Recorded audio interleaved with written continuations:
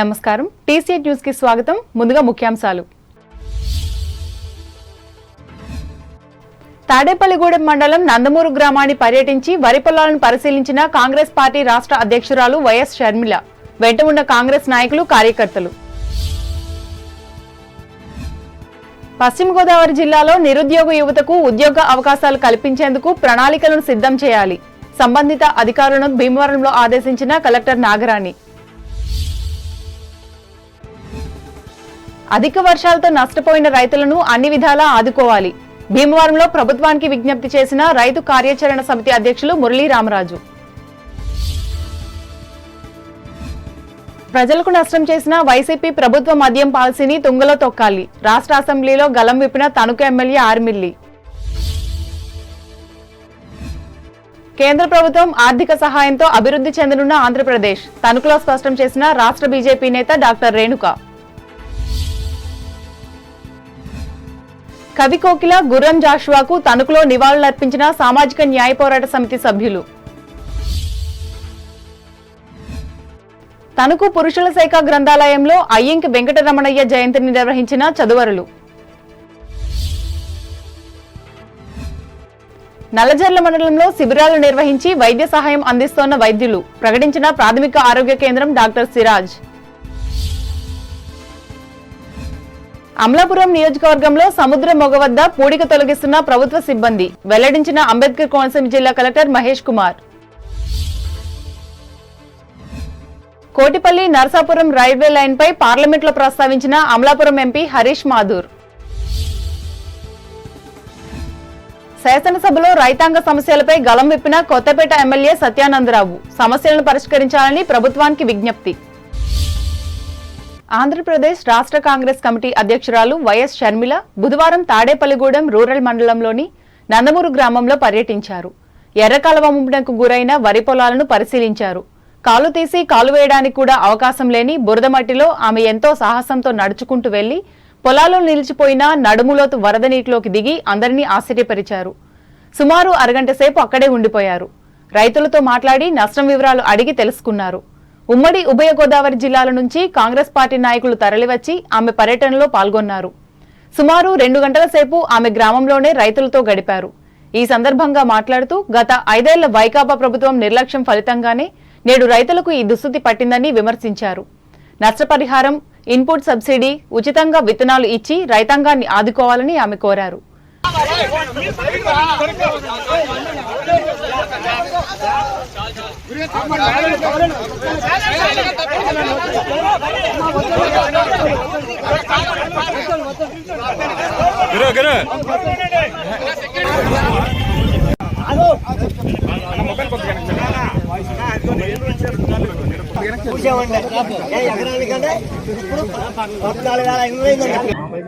కనీసం 40,000 ఎకరాలలో ఇలా పంట నీట మునిగింది అని విని ఈరోజు ఈ గ్రామానికి రావడం జరిగింది.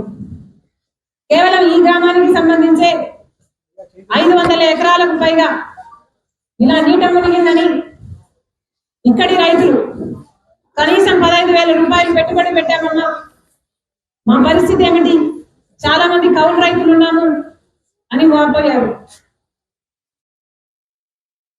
ఎర్రకాలువ మరమ్మతులు చేయకపోతే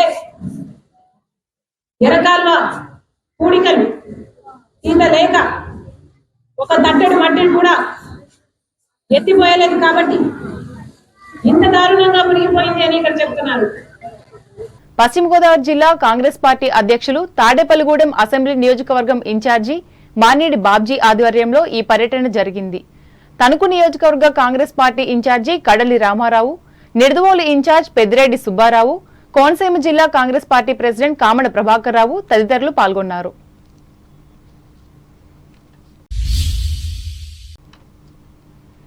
జిల్లాలో నిరుద్యోగ యువతకు ఉద్యోగ అవకాశాలు కల్పించేందుకు ప్రణాళికలను సిద్ధం చేయాలని జిల్లా కలెక్టర్ చదలవాడ నాగరాణి జిల్లా నైపుణ్య అభివృద్ధి అధికారిని ఆదేశించారు. పశ్చిమ గోదావరి జిల్లా కేంద్రమైన భీమవరం కలెక్టరేట్లో జిల్లాలోని యువతకు ఉద్యోగ కల్పనపై స్కిల్ డెవలప్మెంట్ అధికారులతో బుధవారం నిర్వహించిన సమావేశంలో ఆమె పాల్గొని మాట్లాడారు. అందుబాటులో ఉన్న ప్రముఖ పరిశ్రమలు, కంపెనీలు, యాజమాన్యాలతో ఒక సమావేశాన్ని ఏర్పాటు చేసి వారికి అవసరమైన సిబ్బంది వివరాలను సేకరించాలన్నారు. జిల్లాలో యువత ఎటువంటి ఉద్యోగాలు కోరుకుంటున్నారు, వారికి ఉన్న అర్హతలు ఏంటి అనే సమాచారాన్ని సిద్ధం చేయాలన్నారు. అన్ని వివరాలను క్రోడీకరించి ఆయా కంపెనీల అవసరాలకు అనుగుణంగా నియామకాలను చేపట్టేందుకు రానున్న 15 రోజుల్లో జాబ్ మేళాను నిర్వహించి నియామకాలు చేపట్టేలా చర్యలు తీసుకోవాలని జిల్లా కలెక్టర్ ఆదేశించారు. ఈ సమావేశంలో జిల్లా నైపుణ్య అభివృద్ధి అధికారి A Krishna Reddy, national career services employment youth professional M కృష్ణారెడ్డిలు పాల్గొన్నారు. భారత పార్లమెంట్లో కేంద్ర ఆర్థిక శాఖ మంత్రి నిర్మలా సీతారామన్ ప్రవేశపెట్టిన బడ్జెట్ ఆంధ్రప్రదేశ్ రాష్ట్రానికి ఉపశమనం కలిగించిందని భారతీయ జనతా పార్టీ జిల్లా అధ్యక్షులు నాని తాతాజీ తెలిపారు. భీమవరంలోని కేంద్ర ఉక్కు పరిశ్రమల శాఖ సహాయ మంత్రి భూపతిరాజు శ్రీనివాస్ వర్మ క్యాంపు కార్యాలయంలో ఏర్పాటు చేసిన విలేకరుల సమావేశంలో ఆయన పాల్గొని మాట్లాడారు. మధ్యతరగతి ప్రజల సొంతింటి కల సాకారం, యువతకు నైపుణ్య అభివృద్ధి, స్వయం ఉపాధి పొందాలనుకునే వారికి ఊతమిచ్చేలా ఉందన్నారు. వ్యవసాయ రంగానికి చేదోడు వాదోడుగా నిలవనుందన్నారు.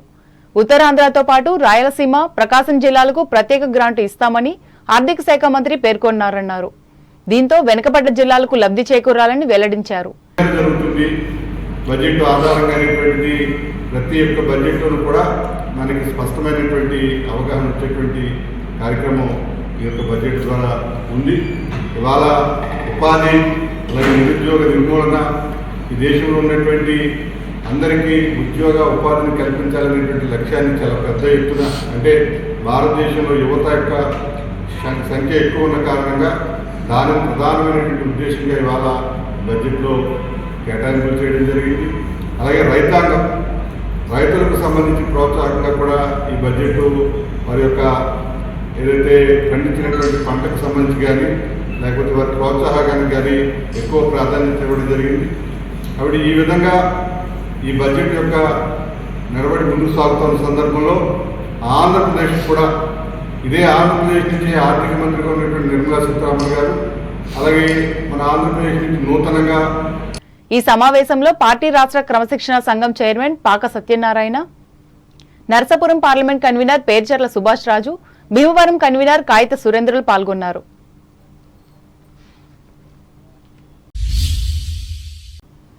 అల్పపీడన ప్రభావంతో జిల్లాలో నష్టపోయిన రైతులను అన్ని విధాలా ఆదుకోవాలని ఆంధ్రప్రదేశ్ రైతు కార్యాచరణ సమితి అధ్యక్షులు, పశ్చిమ డెల్టా ప్రాజెక్ట్ కమిటీ మాజీ చైర్మన్ పాతపాటి మురళీ రామరాజు ప్రభుత్వాన్ని డిమాండ్ చేశారు.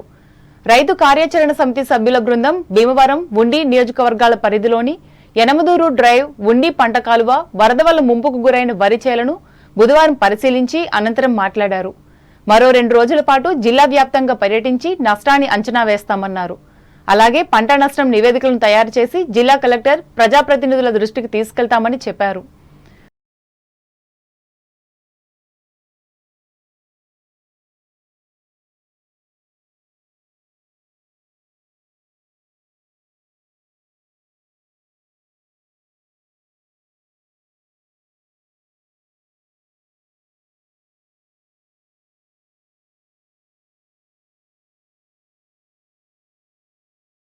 ఆంధ్రప్రదేశ్ రైతు కార్యాచరణ సమితి సభ్యులుగా గత 2 సంవత్సరాల కాలంగా డ్రైన్ల పరిస్థితి తూడు, గురపడెక్క, కిక్కీస్ తోటి నిండిపోయి ఉండటం వలన ఇదంతా కూడా సంవత్సరం బట్టి కలెక్టర్ గారి దృష్టికి, ఈఎన్సీ గారి దృష్టికి, మినిస్టర్ గారి దృష్టికి, అందరి దృష్టికి తీసుకువెళ్ళి ఇవన్నీ చూపించడం జరిగింది గత సంవత్సర కాలంగానే.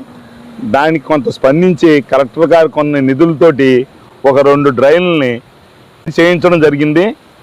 కానీ ఈ సంవత్సరం కూడా ఇంకా చేయవలసిన కిక్కీస్ అన్ని మేజర్ డ్రైన్లన్నీ నిండిపోవటం వల్ల చేయించవలసిన పరిస్థితుల్లో పర్మిషన్లు లేటుగా రావటం వల్ల, పని లేటుగా మొదలెట్టడం వల్ల ఈ మేజర్ డ్రైన్లన్నీ కిక్కీస్ తోటి నిండిపోయి ఉండటం వల్ల ఈ నీరన్నీ ఈ ముంపుకి నీరు బయటికి వెళ్ళక ఇవన్నీ ఈ ఊడు పొలం ఇదంతా చూసిందంతా మన కంటికి కనిపించేంతా ఊడు పొలం ఇది.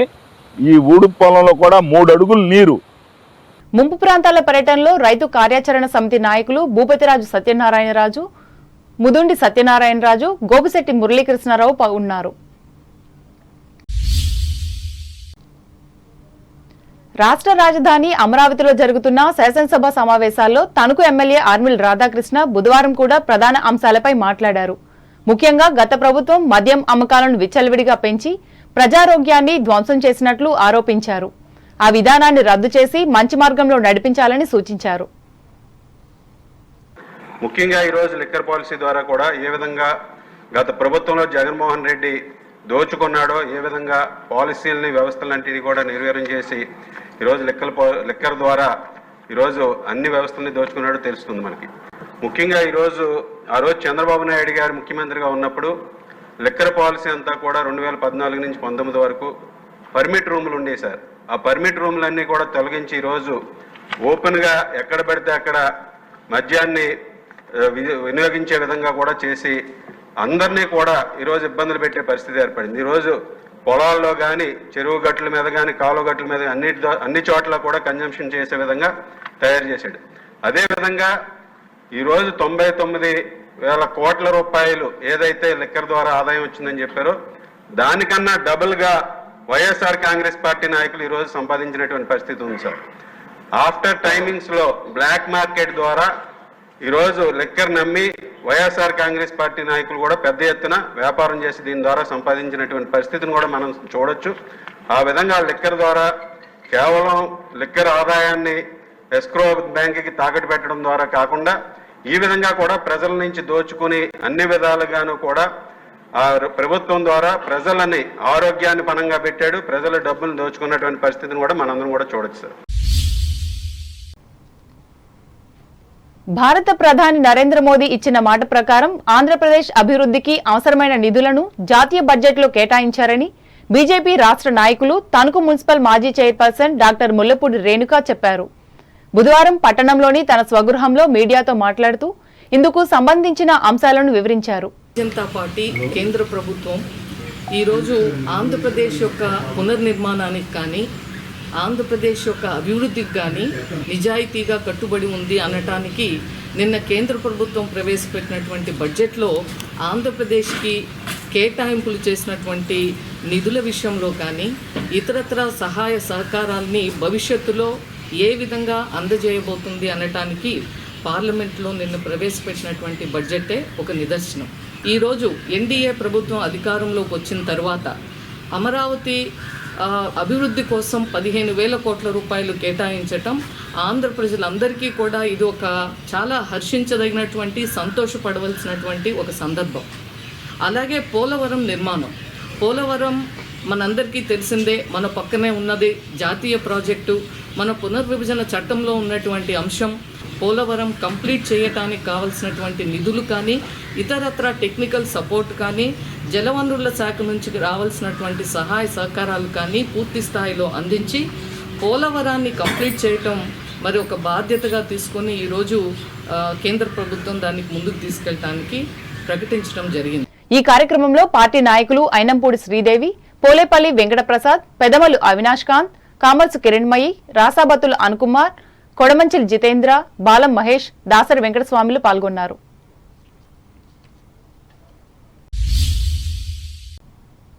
కవి కోకిల గుర్రం జాషువా వర్ధంతిని తణుకులో బుధవారం సామాజిక న్యాయ పోరాట సమితి ఆధ్వర్యంలో నిర్వహించి నివాళులర్పించారు. ఈ మేరకు హౌసింగ్ బోర్డు కాలనీలోని వైఎస్ఆర్ పార్కులో ఉన్న ఆయన విగ్రహానికి పుష్పాలు వేసి అంజలి ఘటించారు. ఈ సందర్భంగా రిటైర్డ్ సబ్ రిజిస్ట్రార్ నీలం మాల్యాద్రి మాట్లాడుతూ తన జీవిత అనుభవాలనే కవితా వస్తువుగా చేసుకుని విలక్షణమైన కవితా మార్గాన్ని జాషువా ఏర్పరచుకున్నట్లు చెప్పారు. కుల మతాలకు వ్యతిరేకంగా ఆయన రాసిన రాతలకు ఎంతో పేరొచ్చినట్లు చెప్పారు.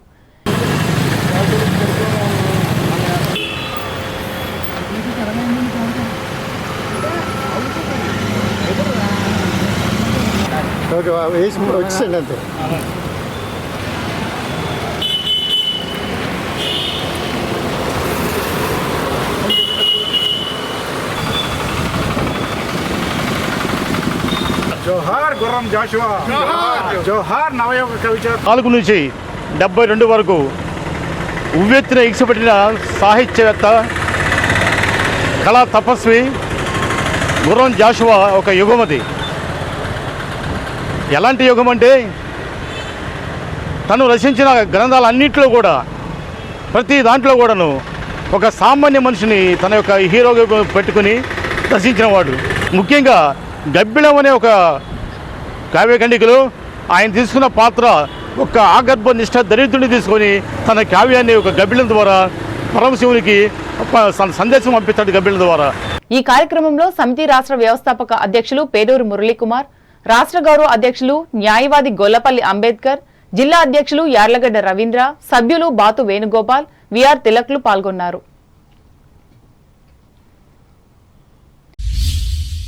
గ్రంథాలయ ఉద్యమ పితామహులు పద్మశ్రీ అయ్యంకి వెంకటరమణయ్య 134వ జయంతిని తణుకు పురుషుల శాఖ గ్రంథాలయంలో బుధవారం ఘనంగా నిర్వహించారు.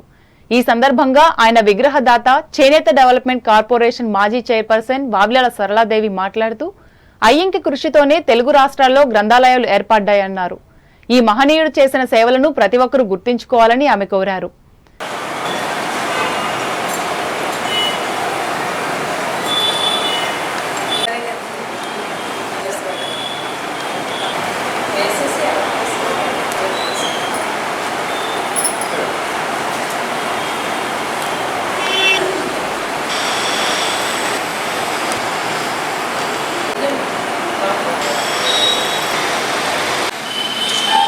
గ్రంథాలయం ఎంత అవసరమో ప్రతి మనిషికి మరి ఎంతో కూలంకషంగా ఆలోచించి మరి ఈరోజు భారతదేశం నలుమూలల గ్రంథాలయాలు స్థాపించిన ఒక గొప్ప పితామహులు మరి అయ్యంకి వెంకటరమణయ్య గారు. మరి స్వతంత్రం ఆ రోజుల్లో మనకి రాక మునుపు బ్రిటిష్ వాళ్ళతో పోరాడి గ్రంథాలయాల్ని కానీ పుస్తకాలను కానీ మనకు అందనివ్వకపోయిన ఆ రోజుల్లో కష్టసాధ్యమైనా సరే ఎన్నో ఉద్యమాలు జరిపి ఎన్నో కష్ట నష్టాలతో గ్రంథాలయాలు స్థాపించారు. పుస్తకాల గొప్పతనాన్ని, పుస్తకాల్లో చరిత్ర మనకి మరి చదివినట్లయితే కనుక ప్రతి మనిషికి ఎంత విజ్ఞానం ఉంటుందో మరి ఈరోజు తెలుసు. పుస్తకాలు చదవడం మానేసి మరి ఈరోజు సెల్ ఫోన్లకి ఎడిట్ అయ్యి సెల్ ఫోన్లో చూసి పిల్లలు ఎన్ని రకాలుగా పాడవుతున్నారో, ఎన్ని మరి అఘాయిత్యాలు జరుగుతున్నాయి. ఈరోజు మనంతా కూడా పేపరు తెల్లారితే టీవీలోనూ చూస్తున్నాం. ఆ విధంగా కాకుండా పిల్లలకు ఆటపాటలతో పాటుగా గ్రంథాలయాన్ని కూడా తీసుకొచ్చి పుస్తక పఠనం నేర్పించే విధంగా తల్లిదండ్రులు కనుక పిల్లలకి ఆ విధంగా కనుక వారికి అలవాటు చేసినట్లయితే కనుక పిల్లలు ఎంతో గొప్పగా ఎదగడానికి ఆవశ్యకత ఉందని గ్రంథాలయ అధికారి కె సుగుణకుమారి అధ్యక్షతన జరిగిన ఈ సమావేశంలో రచయిత సితారే, న్యాయవాది కౌరు వెంకటేశ్వర్లు, వివిధ రంగాలకు చెందిన నక్కా రామారావు, వి రామకృష్ణ, కె జ్యోతి చదువర్లు పాల్గొన్నారు. ఇప్పుడు వాణిజ్య ప్రకటనలు.